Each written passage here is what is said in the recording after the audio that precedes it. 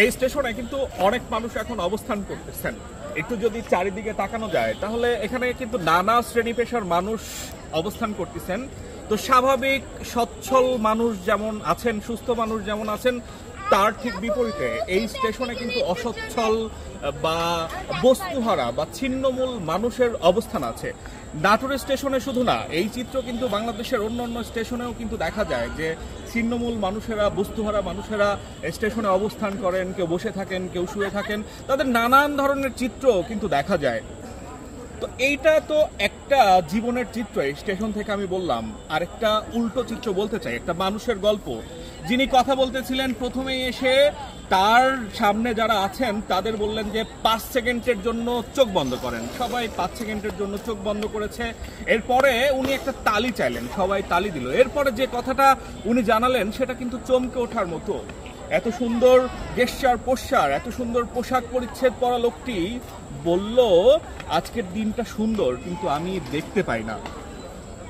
তো সেই অন্ধ মানুষ তার জীবনের গল্প জানালেন যে তার জন্মের পর থেকে তিনি প্রতিষ্ঠিত হয়েছেন, তিনি বিয়ে করেছেন, তার সুন্দর জীবন এখন, কিন্তু তার এই জীবনের যে কালো ধাপ, যে কঠিন অধ্যায়, যে সংগ্রামের পথ তিনি পার হয়ে এসেছেন, সেটা যে কঠিন কতটা ছিল, কতটা কাঁটাযুক্ত ছিল, সেই কথা তিনি জানালেন। প্রথমেই তিনি তার প্রাইমারি স্কুলের কথা জানালেন, যে সেখানে তিনি কিভাবে শিক্ষা থেকে সমাজের যে আনুষ্ঠানিকতা, সমাজের যে প্রচলিত পদ্ধতি, সেইখান থেকে বঞ্চিত হয়েছেন এবং কত কষ্ট করে তিনি প্রাথমিক বিদ্যালয়ে অংশগ্রহণ করার সুযোগ পেয়েছেন। এর পরের ধাপে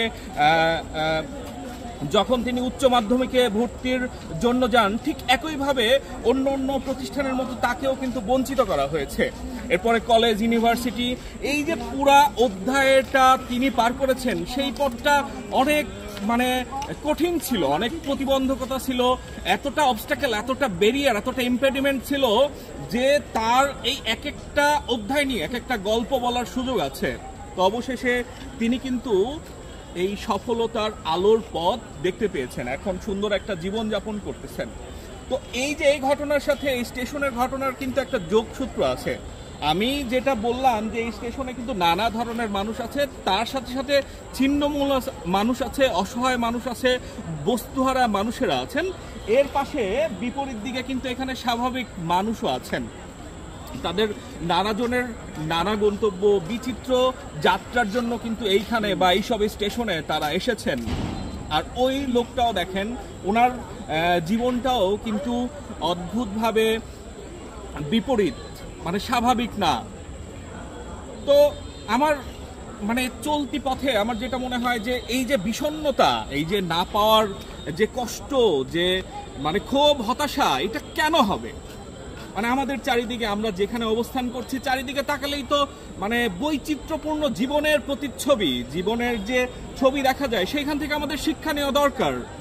এখানে তো হতাশার কিছু নেই, এখানে খারাপ লাগার কিছু নেই।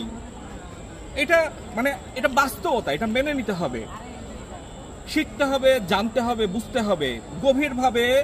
শুধু চোখ দিয়ে দেখা নয়, হৃদয় দিয়ে দেখে উপলব্ধি করতে হবে।